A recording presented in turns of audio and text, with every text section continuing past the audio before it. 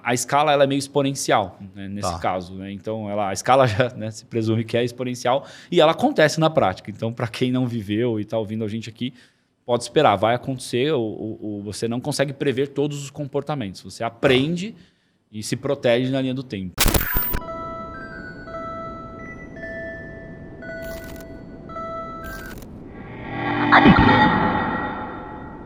Muito bem-vindo ao TegraCast, o maior podcast sobre transformação digital para quem faz na prática, com o apoio da Rodrone Studios, aqui no Espaço Bandeira em Votorantim. E hoje eu tenho um convidado muito especial, o Edson. Seja muito bem-vindo. Obrigado, muito obrigado. Obrigado pelo convite. Edson, a ideia aqui desse podcast, qual que é? É colocar a transformação digital por quem faz na prática. Porque uma coisa é você colocar ideias, né, abertas. Então, a primeira coisa que a gente pede é para o convidado se apresentar quem é o Edson, onde trabalha, o que faz, a jornada que chegou até aqui. Claro, vamos lá. Bom, sou o Edson, hoje eu estou como CTO da Virgo. Né? A Virgo é uma empresa de mercado de capitais. Tenho já aí uns 20, mais que 20 anos já na carreira de tecnologia. Tenho uma história de tecnologia, né? A gente pode mergulhar bastante aqui, mas tenho toda uma jornada, desde programador até CTO, tenho uma jornada bacana aqui para contar. Legal. E a Virgo? Conta um pouquinho o que ela faz, qual que é o negócio dela. Certo. A Virgo, essencialmente, ela é uma securitizadora, né? Ela é uma securitizadora padrão de mercado. Ela também tem um produto de acesso a capitais, então ela ajuda empresas a tomar papéis ou a entrar no acesso ao capital mesmo nesse mercado. Não é comum no Brasil, né? Não é comum, acho que não é a palavra, mas não é tão normal para as empresas de médio porte, é mais acessível para empresas de grande porte, então a Virgo também ajuda nisso, e a Virgo está buscando se reposicionar como uma empresa de tecnologia e mexer bastante nesse mercado através de tecnologia. Então, por isso que esse é o meu entusiasmo de fazer parte aí desse grupo. Bom, mas assim, antes de chegar na Virgo, e você falou que passou por parte de programação, passou em outras empresas, eu queria que você contasse um pouquinho de você, da sua trajetória profissional até chegar no momento atual. Bom, eu comecei, acho que como qualquer adolescente ali dos anos 90, comecei com computador, tive acesso a computador e eu acho que eu descobri a minha carreira muito rápido. Eu sabia que eu queria desenvolver e mexer com computador, era um negócio incrível ali para mim. Então, eu entrei em desenvolvimento, processamento de dados, chamava ainda, o curso técnico. Eu fiz isso aí também. Eu fiz processamento de dados. Então, rapidamente eu podia virar office boy, trabalhar em banco, essas coisas, mas eu falei, não, eu já sabia qual era a minha carreira antes mesmo da faculdade. Então, aprendi a desenvolver, fiz faculdade de sistemas de informação, fiz uma jornada ali em empresas menores, a gente chamava de software house antigamente. Então, empresas que faziam ARPs, empresas pequenas que faziam controle de estoque, faturamento, esse tipo de módulo. Então, comecei minha carreira programando, ainda era VB, Visual Basic 6, Delphi, ainda era Client Service, né, a coisa. Mas eu começo minha carreira ali, e aí depois eu vou para o Banco Itaú, né, entro no Banco Itaú, mas aí já projetando uma carreira maior. Então, entro como analista júnior, pleno, sênior, faço uma carreira. Fiquei 12 anos no Banco Itaú, trabalhando como desenvolvimento mesmo. E aí trabalhei com mainframe, com SaaS, estava começando a trabalhar com .NET, essas coisas. Trabalhar com mainframe foi até uma coisa curiosa, é bem legal você ver que tecnologia consegue te resolver o problema no final. Tecnologia Eles chamam de alta plataforma, né, mainframe, né? Você faz faculdade, você nem entende que tem alta e baixa, aí alta e baixa plataforma, né? E aí, na prática, você consegue ver a convivência e até grandes processamentos. O mainframe ainda tem um papel relevante e foi legal para a minha jornada ter trabalhado com isso. Fico ali, né? Então, contando um pouquinho até a chegada na Virgo, eu fico ali 12 anos no Itaú e faço uma carreira de desenvolvedor mesmo, né? Legal. Os primeiros 5 anos foi isso, júnior, pleno, sênior, segui na carreira normal e aí, assim, não tinha grandes ambições. Minha ambição era ser desenvolvedor, bom de matemática ali, gostava de programar, e era isso, mas eu tive bons líderes e recebi bastante provocação do por que não seguir uma carreira de liderança, uma carreira executiva na área de tecnologia. Eu não tinha essa ambição. Pessoalmente, eu venho de uma renda bem baixa, então, cara, ser sênior num Banco Itaú ou ser sênior numa grande empresa já é uma renda para o Brasil alta, né? Comparativo, se a gente olhar Brasil, já era um salário que eu falava, cara, tô feliz aqui, sei codar, não mexe comigo, tá tudo certo. Mas tive bons líderes, boas provocações. E aí eu me desafio e entro num programa, era um trainee interno, eles chamavam de pool de talentos, do qual o objetivo era preparar novas lideranças para a tecnologia. Era numa época ainda que não se formava muitos líderes. Líderes vinham de outras áreas, né? Tecnologia eram pessoas mais técnicas, mais introspectivas, então não tinha uma grande formação de liderança nesse momento, né? E, então, pô, tive a sorte e a competência também de participar desse programa de formação de liderança, onde eu tive... Esse foi no Itaú? No Itaú. Ah, legal. Quando eu virei pleno para sênior ali, eu entrei nesse programa, então, muito grato, assim, foi um programa bem robusto, onde tinha coaching, mentoria, todos os treinamentos de liderança, desde planejamento de tempo, como que se dá um feedback, como faz um desligamento, como se monta um time de alta performance. Então, eu digo que foi uma profissão nova. Sim. Como é que é soft skill, a gente chamou de soft skill, mas como é que você conduz e se prepara para lideranças, para conduzir problemas, times, pessoas, para resolver uma situação, do que simplesmente fazer o seu trabalho, né? A complexidade era diferente também, né? Então foi muito interessante esse período. Eu chamo de... Para mim foi um marco. Assim, a gente deveria ensinar isso na faculdade, porque soft skill acho que da minha época para cá, acho que evoluiu bastante, mas eu não tive isso. Eu era muito hard skill. Então, eu tive um período ali de mergulho de profundidade. E você colocou um ponto importante aí, que é o seguinte, essa questão do soft skill, o desenvolvimento disso. O nerd, que é o cara que faz a programação, o programador, ele se orgulhava dele ficar ali na dele. O auge da vida dele era sentar na frente de um código e só fazer o que tinha que fazer o programa ali. Quando você começa a ser desafiado a conversar com outras pessoas, é desafiador, porque você tem que, né, se comunicar, conseguir se fazer entender e tudo mais. E isso é realmente o que você falou. Tem pouco tempo que tem feito essa mudança, né? Bom, e aí você estava contando que você foi desenvolvendo a soft skill. E depois, como é que foi essa mudança para a posição de liderança? Exato. Eu confesso que neste momento eu não queria, que é exatamente o que você falou. Pô, cara, sei programar, sei fazer o meu aqui. Mais fácil, né? Tenho aqui, em termos de perspectiva de receita, financeira, estava ok. Por que eu vou me enfiar em relacionamento interpessoal, liderança? Eu via como um problema, tá? Assim, claramente eu tinha medo disso, eu não queria. Mas eu me desafiei, falei, cara, vou sentar na cadeira, vamos ver como é que é isso. Se eu não gostar, ok, eu volto na zona de conforto. Legal. Então foi legal, sentei na cadeira, entrei como coordenador no Itaú, foi mais ou menos em 2014 isso. Eu sento na primeira vez que eu sento numa cadeira de liderança, já com 15 pessoas, então já sentei numa cadeira pesada, assim, né, olhando, não era uma cadeira tranquilinha. Sim. Mas, pô, fui bem preparado, foi bacana. E adorei. Para mim foi uma carreira nova, apesar de ser uma pessoa, um desenvolvedor, mais para engenharia, arquitetura, acho que ter essa segunda grande competência, ou segunda grande profissão, eu chamo de profissão. Na época eram coisas separadas, hoje acho que mudou, né? A gente já consegue olhar carreiras diferentes, mas foi muito legal. E aí eu faço uma carreira de coordenador no Itaú, fico um bom tempo, vou para coordenador de dados, então também tenho uma experiência em montar lake, a área de dados do Itaú é gigante, então legal. Fico 2 anos na área de dados, coordenando times de desenvolvimento. E aí, quando eu estou já pisando na cadeira de gerente, ou seja, já ter coordenadores, ter times maiores, né, de 40, 50 pessoas, entre o Itaú e o Banco Pan, eu faço uma transição para o Banco Pan, justamente pela transformação digital, que é nosso tema hoje. Legal demais.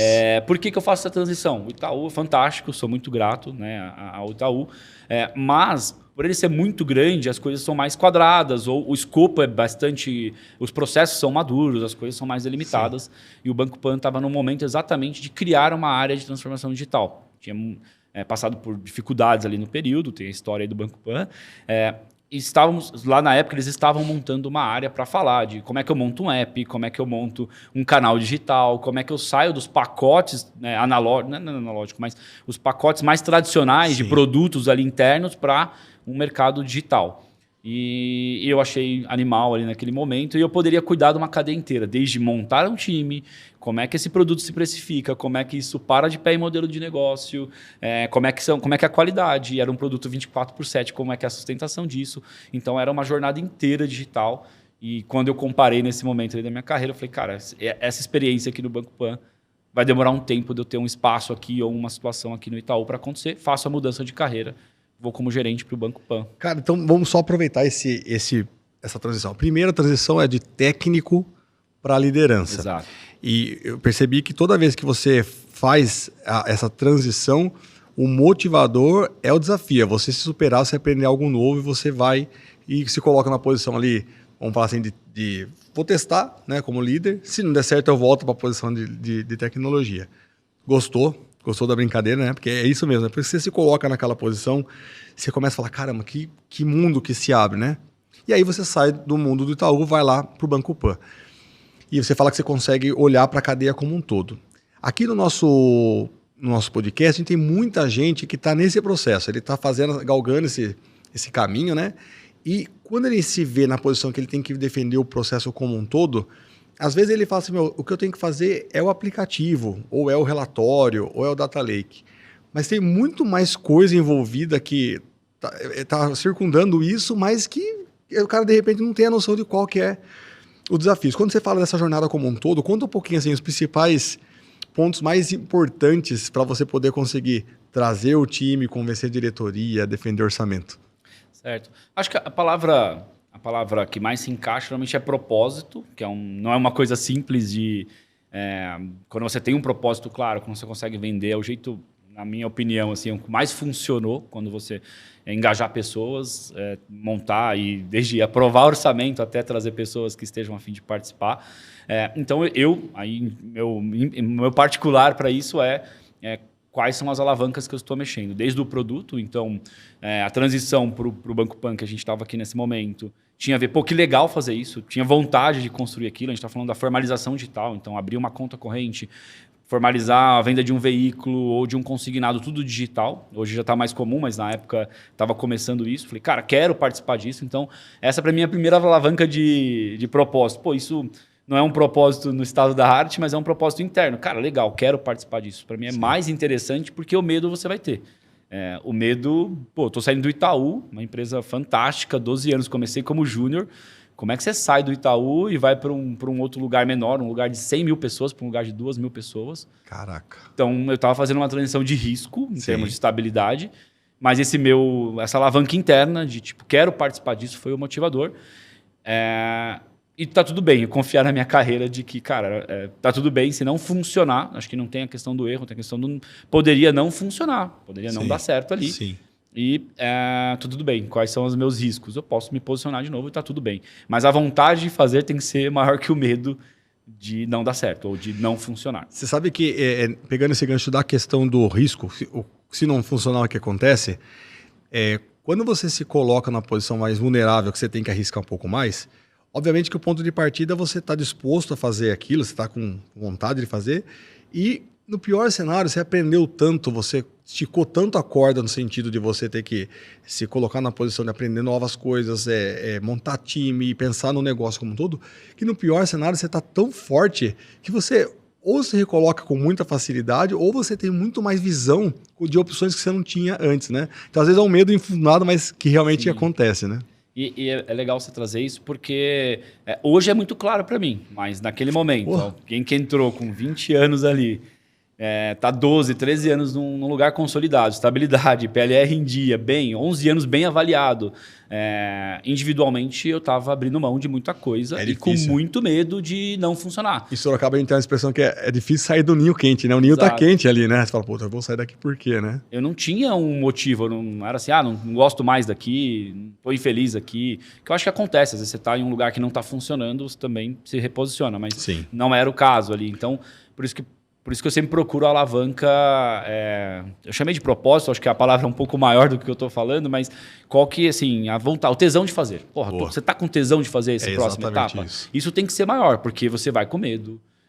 Coragem não é ausência de medo, na verdade. Apesar do medo, você vai. A coragem é falar, cara, vou. E hoje é muito claro o que você trouxe, né? Para mim é muito claro, mas acho que para quem está ouvindo aqui, entendo perfeitamente a insegurança, porque eu tive muito... e o mercado de tecnologia se aqueceu. Então, hoje também é mais fácil o que eu estou falando. Era uma época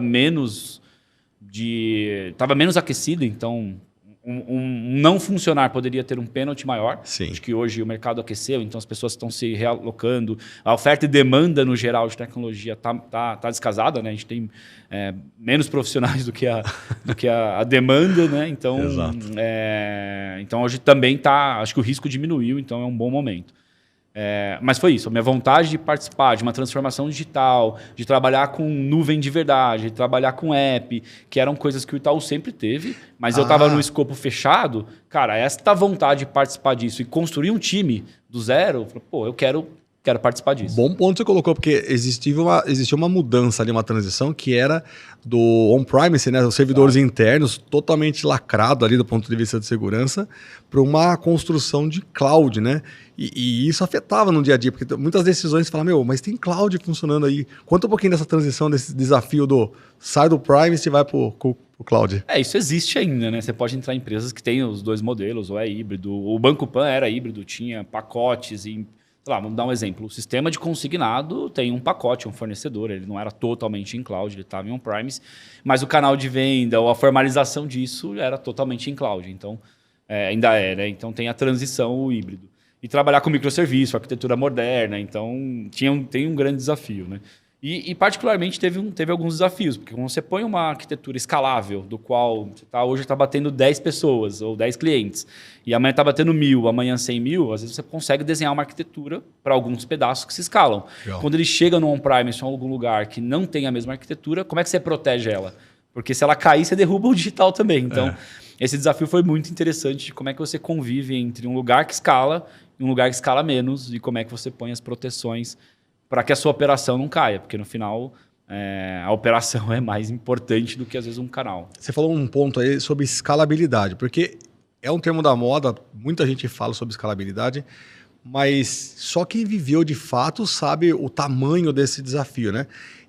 Você falou que estava num banco que saiu de um banco de 100 mil pessoas para um banco de 2 mil pessoas, porém a escalabilidade nesse período que você teve ali foi bem grande, né? Conta um pouquinho dos desafios de escalabilidade que você teve que preparar, qual que você teve que lidar. Acho que teve alguns marcos. O primeiro foi isso, desenhar uma arquitetura que protegia o nosso legado ou aplicações e operações menos preparadas para essa escala. E você vai ter que conviver, custa caro. Sei lá, não quero, vamos trocar tudo para... Não é tão simples assim, né? Então você tem que... Esse primeiro desafio foi muito interessante em colocar proteções, quantidade de chamadas que poderiam ser. A gente derrubou, sim, várias vezes o transacional. Não são só flores, né? Não, cara, acho que você aprende muito mais quando você erra.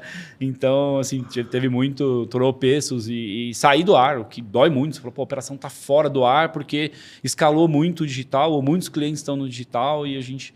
Então, desenhar isso foi muito interessante, é um aprendizado muito legal. Enfim, tem uma série de arquiteturas para isso. Não vou explorar aqui, mas tem várias arquiteturas de como fazer isso. Então, foi um aprendizado muito legal e dá trabalho. Não tem fórmula mágica, né? Você pode pegar uma teoria, mas na prática você vai ter que olhar para o seu legado, olhar para o seu perfil de clientes, olhar para o seu horário de pico. Você vai ter que desenhar, sim, o seu. Acho que não é uma coisa que simplesmente você copia e está tudo certo, né? Até porque se você copiar, você pode ter um problema de custo.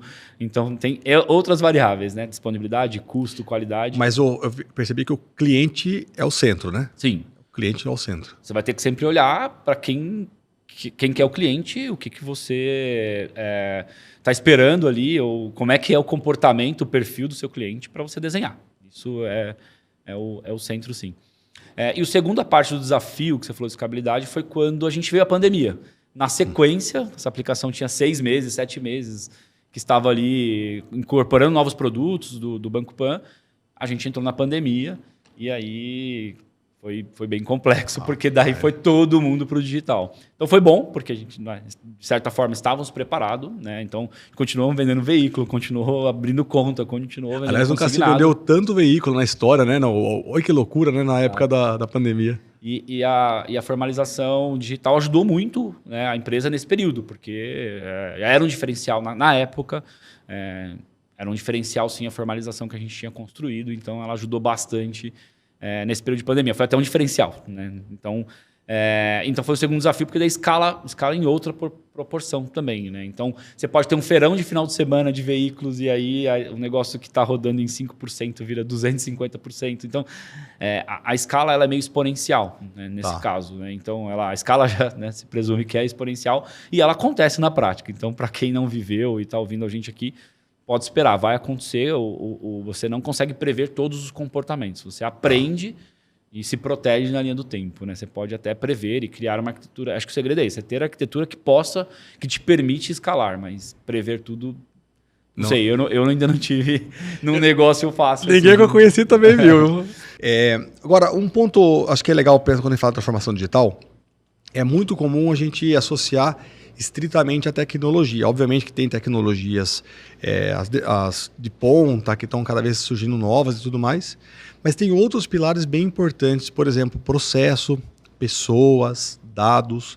Conta um pouquinho aí da sua visão, quando a gente fala de pessoas, quais são os maiores desafios? A formação das pessoas, a composição do time, o alinhamento do propósito? No final do dia, tudo é pessoas, né? A gente quebra em bloco de processos e tal, mas no final o processo foi desenhado por uma pessoa, o cliente é uma pessoa, então esse eu acho que é o maior desafio mesmo. Para desenhar ou para participar disso, eu acho que, na minha experiência, é muito focado nisso. Primeiro, transparência da liderança, qual que é o objetivo, o que a gente sabe, o que a gente não sabe fazer, o que a gente está tentando fazer, o que a gente está tentando mudar. Eu gosto muito da palavra gestão de incentivos, e isso vale da liderança ou da troca, ou enfim, entre os pares. Por quê?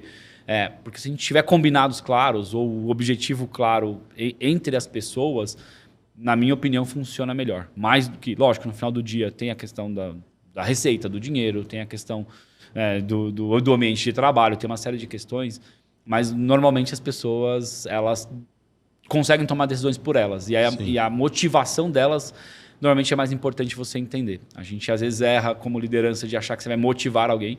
A motivação é um negócio que é de dentro para fora, é interno. Legal. Essa é a minha leitura e meu aprendizado diz muito isso. A motivação não é externa, ela é normalmente interna.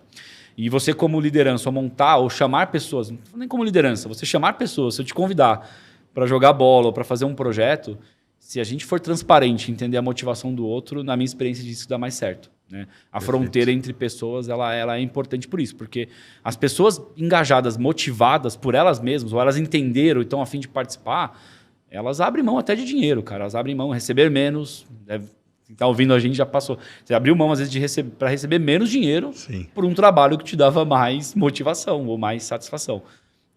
Então, eu sempre procuro deixar claro as motivações e os objetivos e tentar entender a motivação da pessoa para achar as alavancas corretas.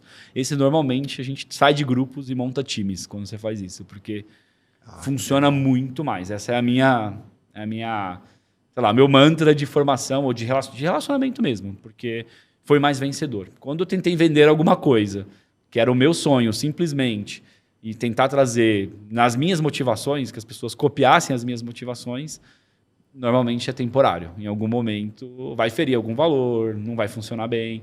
Então, você falou muito de pessoas, você perguntou de pessoas, eu tenho muito forte essa questão de pessoas. Pulando um pouquinho para processos, acho que processos ele é mais commodity. Acho que dá para estudar aí como é que funciona, desenhar, o processo está funcionando, quando um processo vira uma burocracia. Acho que aí tem metodologias, mas falando de transformação digital, o processo está no meio também, tá junto ali. Você não consegue fazer uma transformação sem revisitar ou sem olhar o que você está tentando resolver, o cliente está no meio, ou que problema você está tentando resolver, porque provavelmente uma transformação digital ele não vai deixar o seu processo digital. Muitas vezes ele vai matar um processo. Então, você simplesmente ir lá digitalizar processos, eu acho mega arriscado. O que vem primeiro? Então, só voltando um pouquinho na questão do time, você colocou um negócio bem interessante, que é transparência, né? Então, todo mundo, é aqui que nós queremos chegar, é por essas razões aqui, e esse é o caminho que a gente quer fazer. Maravilhoso. E aí, o time vai começar a andar nesse sentido e você vai ter marcos ali. Como é que você lida com conquistas de marcos, ou seja, os marcos que estavam planejados foram alcançados junto ao time, e quando não foram alcançados, como é que você lida também? Essa é você trouxe uma que é bem, já tive os dois cenários, tá? De você ter um objetivo, normalmente um objetivo, um sonho, ele é longo, ele é grande normalmente, e aí você, às vezes, está no caminho e não está chegando ainda, ou conseguiu vitórias menores, que são passos para chegar lá. Sim. Então, já tive cenários em qual eu não celebrava, né? Você não percebia que você estava indo na direção, porque estava tão distante que dá a sensação de frustração ou de não estar chegando, né? E o contrário também, às vezes um escorregão não significa, faz parte da jornada de um sonho. Era mais para exemplificar que você trouxe um ponto que eu vivi as duas experiências por várias vezes. A de celebrar é isso. Eu tenho uma frase, eu não sei quem que é o autor, mas eu uso bastante, que é olhar o filme e não a foto. O que eu estou querendo dizer com isso? Quando você olha uma foto, se você olhar hoje o que está acontecendo, pode estar muito bom, pode estar muito legal, ou pode estar muito frustrante. Acabou de não entregar, ou não estamos tendo a rentabilidade esperada. Você pode estar ali com uma situação que é frustrante. Não é o planejado. Perfeito. Mas se você não olhar o filme do que você está fazendo e a direção que você está indo, se continua fazendo sentido, isso pode ser um momento de perder o time, ou de perder engajamento, ou de você se questionar. Então, olhar o filme, na minha leitura, é sempre isso. Tá bom, essa é uma foto, essa foto talvez não esteja tão bonita, mas a sequência de fotos que a gente vem tirando mostra a direção, ou o filme, você contaria esse filme? Né? Então, ou não, cara, deu limite, essa iniciativa, a gente não deveria continuar. Então, essa é a minha forma de olhar para isso e celebrar esses momentos. Né? Os momentos de pequenas vitórias, celebrar é muito importante. E como dá força, né? Exato. Quando a gente olha a jornada, normalmente as pessoas falam, pô, beleza, não é o que a gente queria, mas... E aí dá mais força para o próximo sprint ou para a próxima objetivo de menores, né, que você citou. E o contrário é na mesma linha. Também já tive cenários de não estar funcionando, as fotos não estão tão bonitas, e o time, você percebe que o time sente também. No final, as pessoas... tem muito isso, né? As pessoas trabalham num lugar pelo salário e tal, a gente precisa disso. Mas a motivação normalmente não é só isso. Não está aí, né? Você não está entregando, a pessoa também se sente frustrada, ela também não está bem. Fora as questões pessoais, que eu nem estou entrando aqui em termos de motivação, mas só as profissionais, na média, as pessoas se frustram quando também o resultado não está vindo. As pessoas querem entregar, elas querem participar, elas querem construir alguma coisa. Essa é a minha experiência com pessoas. As pessoas querem. Dificilmente as pessoas não querem. Então, quando também não está funcionando, também é importante relembrar o filme. Pô, vamos... Sim, não funcionou. Né? Eu gosto muito do não funcionou do que erramos. Porque o não funcionou o não funcionou significa que a gente ainda não fez funcionar, cara. Tipo, a gente não vai funcionar por algumas vezes, tá tudo bem. Então, isso também dá uma nova injeção de ânimo ali, de tipo, não funcionou, que a gente vai ajustar para o próximo. Então, como liderança ou como alguém que está tocando uma iniciativa grande, que quer olhar para processos, pessoas, focando aqui nessas coisas, pessoas, é importante sim esse marco que você trouxe, tanto do funcionar quanto não funcionar. É um momento de transição importante, pode derrubar um projeto. Você colocou um ponto super relevante, né? Quando você traz o objetivo comum e você consegue comunicar esse objetivo e vai olhando para as fotos ali para contar o filme, mesmo que ele não seja... naquele momento necessariamente bom, mas você celebra as conquistas, ajusta a rota, você tem um time. Senão você só tem uma equipe lá, que estão lá, mas não estão ordenados para esse propósito. Agora, quem vem primeiro? Processo ou pessoas? Exemplo, se dado uma situação ali, você primeiro cria um processo e fala, pessoas, utilizem esse processo para chegar lá, ou você fala, pessoas, usem aí o que vocês acham o melhor caminho para chegar naquilo lá. Depois, a partir disso, a gente pega esse conhecimento e cria em processo. Eu confesso que eu nunca parei para, de fato, olhar, tipo, desenhar isso que você me perguntou. Até porque eu acho que talvez funcione das duas formas. Tá? Se você está num lugar que já tem um processo estabelecido, ou você já conhece fazer mesa, você sabe como fazer mesa... Já está claro. Provavelmente você vai desenhar o processo primeiro, porque você tem algum especialista que faz mesa há muito tempo, e aí você vai pôr onde é que você precisa de pessoas para executar aquele processo. Mas eu estou real pensando agora, tá? Acho que eu não tenho uma resposta E é por aí mesmo, porque tem situações que você não tem essa prévia, né? Vai ser uma coisa inédita, né? Agora, se você não sabe o que você vai fazer, talvez eu iria... Quem são as melhores pessoas, né, que poderiam ensinar a chegar nesse caminho ou testar alguma coisa, você está criando alguma coisa, acho que no momento de criação, talvez desenhar o processo, a não ser que seja o processo de como funciona na empresa, tal, você poderia criar antes, mas o processo de criatividade já é mais difícil, porque daí você vai aprender muito sobre o caminho. Né? Tipo, coisas criativas, normalmente, Sim. o processo ele vai se desenhando ao longo do tempo e o processo ele vai ter ser melhor nascendo durante do que você tentar prever um processo, né? Então, sendo kimono aberto aqui, eu não tinha parado para pensar numa resposta, acho que eu fui mais automaticamente, porque eu sempre trabalhei em casas maiores, então sempre tinha um processo, a gente mais revisitou o processo do que criou do zero, mas eu ficaria com essa resposta. Se você sabe o que fazer, você desenha o processo, se você quer criar, eu tentaria não criar um processo, porque seria limitador. E é justamente uma provocação no seguinte aspecto, porque hoje você está num desafio novo em que você entra num ambiente em que é muito mais comum o processo, vamos chamar de analógico, e você vai ter que validar algumas hipóteses transformando isso, né? E como é que, você olhando para esse desafio hoje, quais são os principais desafios ofensores que você tem que trabalhar? Por exemplo, convencimento da liderança, aculturamento do cliente, preparação do time. Quais são os principais desafios para você começar a transformar a visão da empresa para esse novo modelo? Isso conversa muito com o meu momento atual. A gente foi batendo um papo que não chegou no final da jornada, mas na Virgo, onde eu estou agora, é muito isso. Ela é uma securitizadora que trabalha de uma forma usando tecnologia, mas como securitizadora, e a gente está muito pensando no futuro. Como é que tecnologia entra nesse mercado? A gente entende que o mercado de capitais é um mercado ainda pouco atendido por tecnologia, que tem muita oportunidade de revisitar processos e gerar eficiência, tirar intermediários. Então, sim, tem um mar de oportunidades no nosso entendimento. E no meu, até para ajudar o nosso telespectador aqui, conta um pouquinho o que é securitização, só para o cara entender o contexto. Tá bom, legal. Quando você emite, aí são termos mais técnicos, né? Mas Legal. quando você emite um papel no mercado, um CRI, um CRA, que é uma forma de captar dinheiro no mercado, além do mercado financeiro tradicional, que o pessoal conhece, um empréstimo, uma coisa assim, você pode usar o mercado de capitais, emitir debenture, CRI, CRAs, enfim, emitir papéis no mercado, e aí vai ter investidores e uma forma de pagamento para isso. Então é como se fosse um contrato, mas muito mais personalizado ou com outras regras. Não é bem um empréstimo bancário, igual você compra um imóvel, você vai num banco e o contrato ele é meio padronizado nos bancos. Vai mudar a taxa, vai mudar o valor, mas o jurídico da coisa ele é mais simples. Estou simplificando aqui, Perfeito. até porque eu também não sou grande especialista do mercado de capitais. Tenho aprendido muito.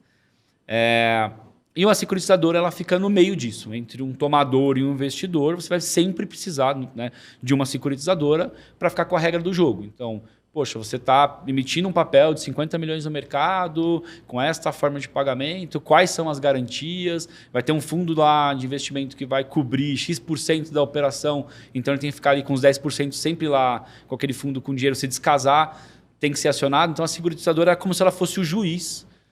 O juiz é um termo meu aqui, especialistas do mercado que não me ataquem, mas a securitizadora ela fica no meio dessa transação. Ela é quem emite, dá validade para esse papel e ela fica ali garantindo, né? Ela tem algumas funções, né? Ela tem algumas obrigações como securitizadora. Cumprir com as regras do jogo que foram estabelecidas no papel. Então, ela que fica alertando, pagou o ativo, pagou o passivo, a garantia está coberta, não está coberta. Então, ela fica... e o dinheiro, né, dessa transação passa normalmente pela securitizadora. Normalmente, não tenho certeza, acho que em todos os casos, o dinheiro vai passar do tomador e do investidor, vai passar pela securitizadora também. Perfeito. E que órgão assim, governamental que fica olhando, pedindo satisfação para securitizador para falar, tá certo ou não tá as coisas? É a CVM? Como que é? Normalmente, a CVM, ela que regula, né, essa parte de papéis, então é a CVM.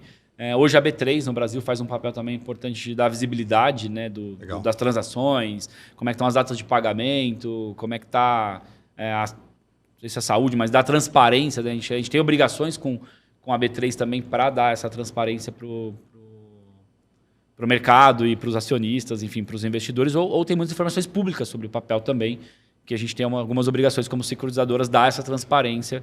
Então, se quiser entrar no site da Virgo ou de qualquer securitizadora, você consegue ver os papéis e ver o detalhamento disso. Então, é obrigação da securitizadora também dessa transparência entre o tomador, o investidor e o papel. Chama o papel de instrumento financeiro, por isso que eu estou tateando, porque tem vários instrumentos financeiros e vão ter regras diferentes. E pense que o objetivo aqui é, para quem está ouvindo, entender um pouquinho mais do cenário, os especialistas que perdoem se tiver alguma coisa, detalhe, mas assim, o importante é o didático aqui. Aí, beleza. Então, existe um modelo, vamos falar assim, status quo, uma forma tradicional de trabalho, como que é essa forma, o modelo de negócio atual e qual que é a proposta, para onde que está caminhando, pensando na digitalização? Tem algumas partes. Como securitizadora, né, assim, nesse caso, você cobra para emitir esse papel. Você faz o papel jurídico, né, de forma macro, para a emissão desse papel e fica como custódia desse papel e a transação financeira. Então, o seu modelo de negócio é isso. Você ganha por emissão, então você está prestando um serviço no final. Uhum. Dá para aumentar um pouquinho isso quando você faz um processo de monitoria desse papel. Então, você tem as suas obrigações como securitizadora, você pode aumentar essas... Cara, vou monitorar uma garantia que não necessariamente é minha obrigação. Será que aquela fazenda que foi declarada com 10 milhões daqui 2 anos, né? O papel pode ser emitido até 9, 10 anos. Será que daqui 5 anos aquela garantia tem o mesmo valor? Não descobriram alguma coisa na região? Ou, enfim, né? Então... dá para aumentar o modelo de negócio em um serviço maior, né? Vou chamar um serviço... e aí já começa a pensar em tecnologias, né? Porque como é que você escala isso, né? Esse que é legal, na cabeça começa a ficar pensando assim, né?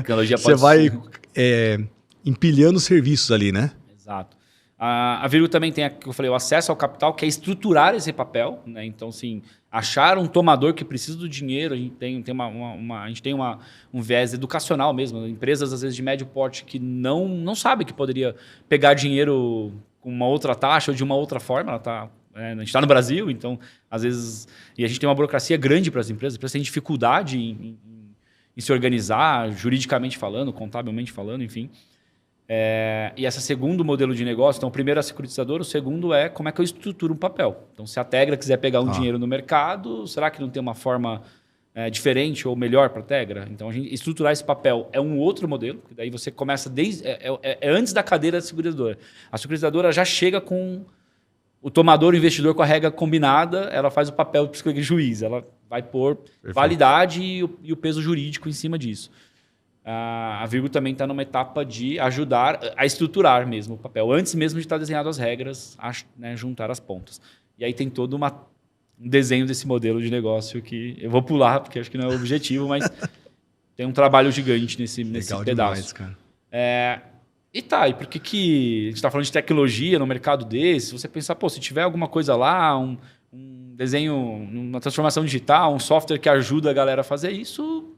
Né? Não tem um diferencial de tecnologia, porque tecnologia está em todos os mercados. Mas na Virgo e a minha ida para lá, e tem muito a ver com o que eu vinha falando, o que foi o meu tesão de ir para lá?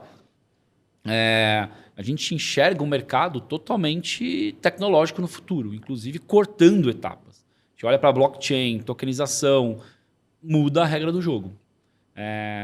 Tem muito dinheiro na mesa ainda nesse processo, nesse modelo de negócio que eu falei anterior? Tem, sei lá por quantos anos. Mas tecnologia já vem empurrando, é uma questão de legislação, sim, mas a tecnologia vem empurrando que isso pode ser muito mais barato e muito mais simples. E aí a gente está falando de modelos de negócio onde ter produtos SaaS, vender tecnologia. Então é outra coisa, não é fazer tecnologia para a Virgo, é fazer tecnologia para o mercado de capitais. E aí foi onde eu falei, isso... pensando no processo decisório, voltando porque a gente estava falando, pensando do Edson individualmente, ou para quem está ouvindo, qual foi a decisão? Foi, cara, está falando de outro mercado. Estou falando de deixar a Virgo digital. Estou falando de empurrar o mercado de capitais para se tornar digital. E aí essa brincadeira foi quando, com medo, estava no banco, fiz a transição para a Virgo, mas falou, cara, isso é muito legal, quero participar disso. Então esse é o modelo de negócio que a Virgo vem desenhando. A gente não somos os maiores especialistas, né? Não existe isso, a gente tem algumas empresas tentando, mas a gente quer participar desse movimento. A gente não quer ir sozinho, tá? A ideia não é que a Virgo vai ser a empresa única no mercado. Mas a gente enxerga muita oportunidade com tecnologias já existentes que dá para empurrar muito esse mercado. E provavelmente algumas... tem influências que não querem, né? Naturalmente, mas... Sim. Voltando aqui ao centro da pergunta, né? A gente enxerga o modelo de negócio sendo muito forte em tecnologia. Então a gente espera que, sei lá, nos próximos 3, 5 anos deveria ter uma convivência. Receitas de tecnologia, tipo uma BU de tecnologia mesmo, Sim. numa securitizadora, você fala que coisa maluca, né? Como assim? Porque mas normalmente é custo, né? Era custo, agora vira um faturamento, vira receita. Como é que você sai de fornecedor para parceiro, né? Do grupo, da hold mesmo? Isso aqui é uma BU, é uma unidade de negócio que gera receita, tem despesa, tem que prestar conta, e não uma unidade de suporte que está lá no helpdesk ou fazendo uma aplicação para o uso interno, que também tem seu valor. Mas é diferente o modelo de negócio. Então, é um modelo de negócio novo que a gente está desenhando mesmo para a Virgo. E quem sabe, em mais de 5, 10 anos, realmente está brigando com as pioneiras ali nesse mercado de tecnologias para esse mercado. A ideia não é criar tecnologia, tá? Assim, para ser bem transparente, a gente não está desenhando uma tecnologia. Mas, cara, já temos IA, temos blockchain, tem tokenização, tem uma série de coisas que, se a gente usar, conseguir movimentar processos nível Brasil ou com parceria com outras empresas, a gente movimenta o mercado. E movimento do mercado significa dinheiro mais barato para as organizações, dinheiro mais barato para as organizações significa mais emprego, a roda gira. Então tem uma tese muito interessante por trás que me conquistou e eu estou aqui. E olhando para esse futuro, quando você vai definir o horizonte desse futuro, em termos de roadmap, de funcionalidade, dos entregáveis, das conquistas, você procura olhar quanto tempo para frente, ou, por exemplo, se você falar, não, vou olhar 3 anos para frente, mas quanto desses 3 anos é abstrato, quanto é realmente concreto? Como é que você delineia esse roadmap? A gente ainda está no momento, eu estou com 10 meses neste mercado, nesse assunto. Então a gente estava muito no curto prazo. Como é que a gente faz funcionar o time que já tem ou os investimentos para o ano? Então foi um 23 olhando muito curto prazo. Né? Como é que eu crio um modelo de trabalho? Então como é que desenho os times? Qual que é a metodologia que a gente vai usar? Quais são as tecnologias? Como é que a gente cria um modelo de desenvolvimento de tecnologia e de software, que era fundamental, ou uma área de tecnologia, como é que você desenha uma área de dados, como é que você desenha uma área de suporte. Então foi muito curto prazo. Tá? Este ano foi isso.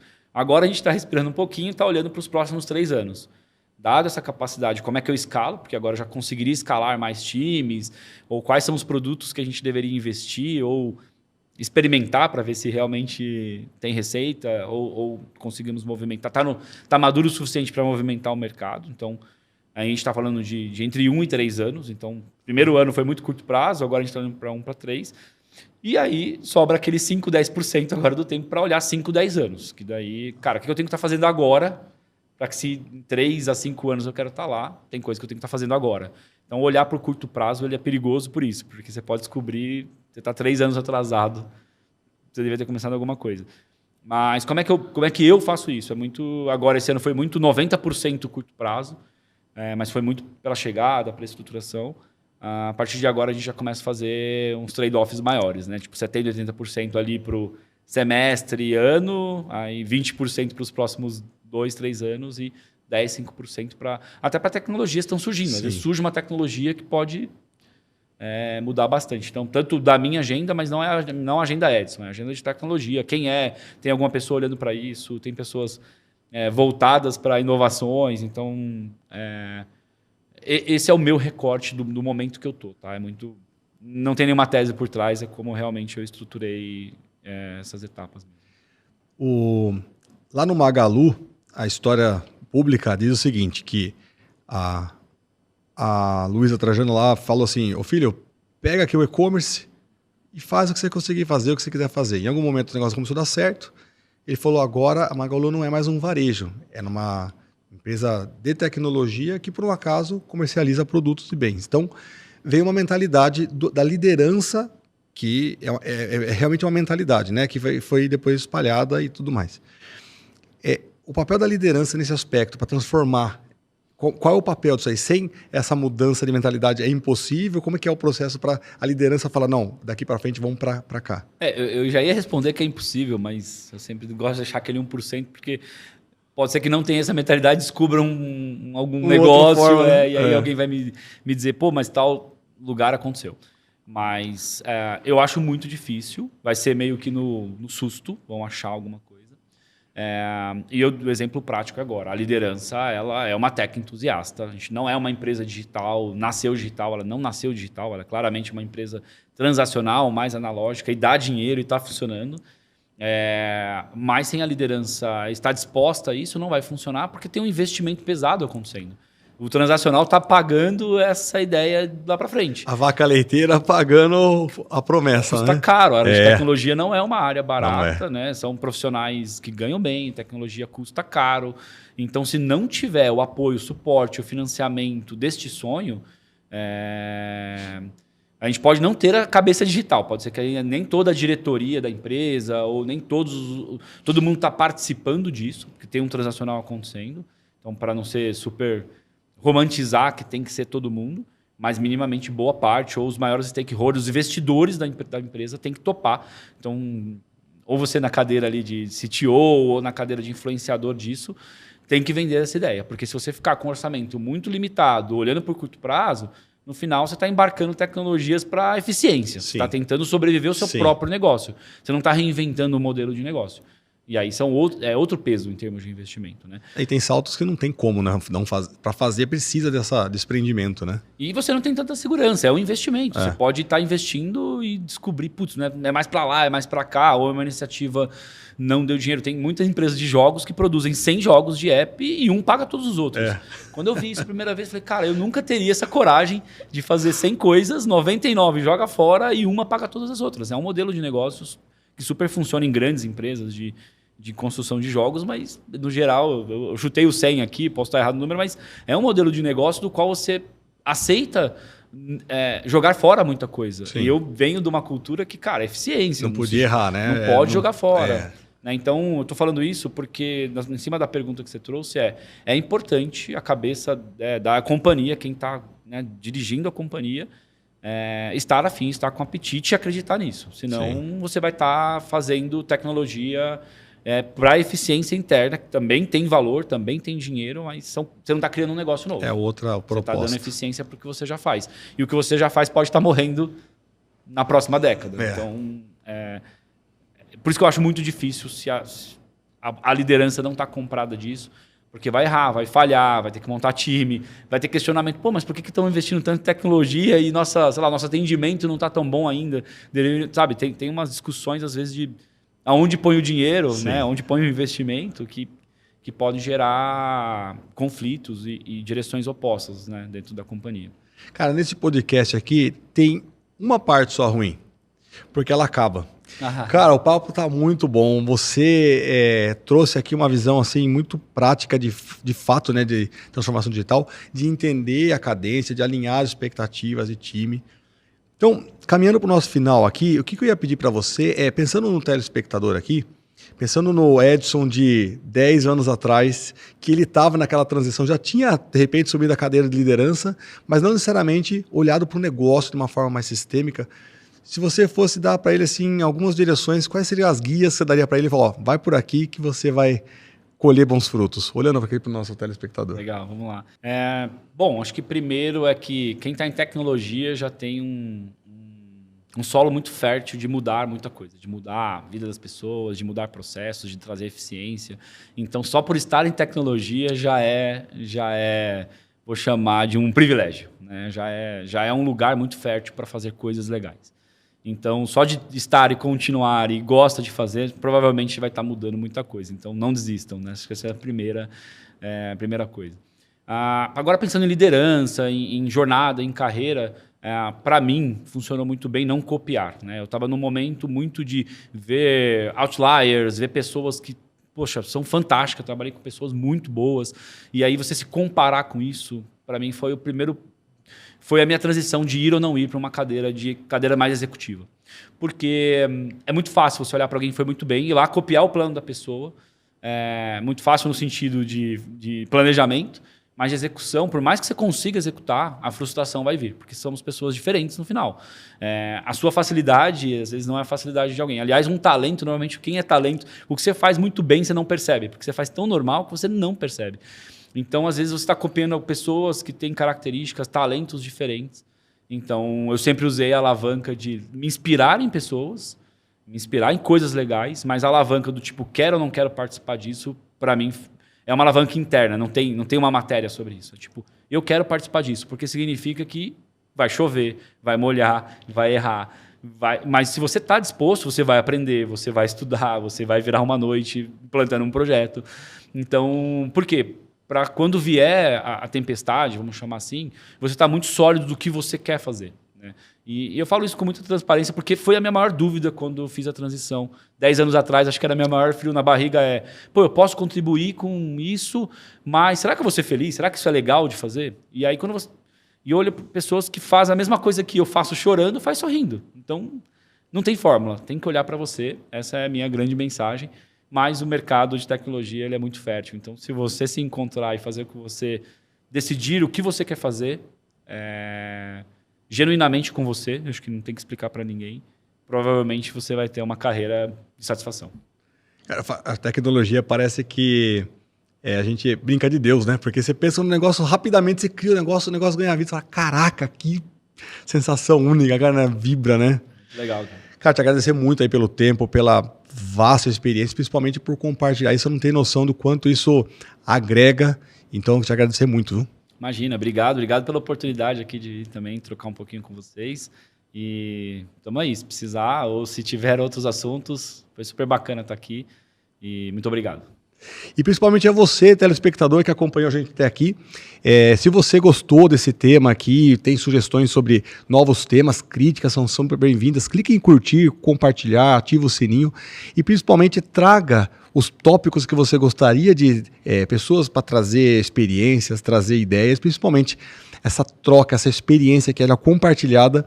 Falo que um sonho que se sonha só, é só um sonho, né? Que se sonha junto é realidade. Então a ideia é a gente compartilhar toda essa experiência. Te vejo no próximo episódio.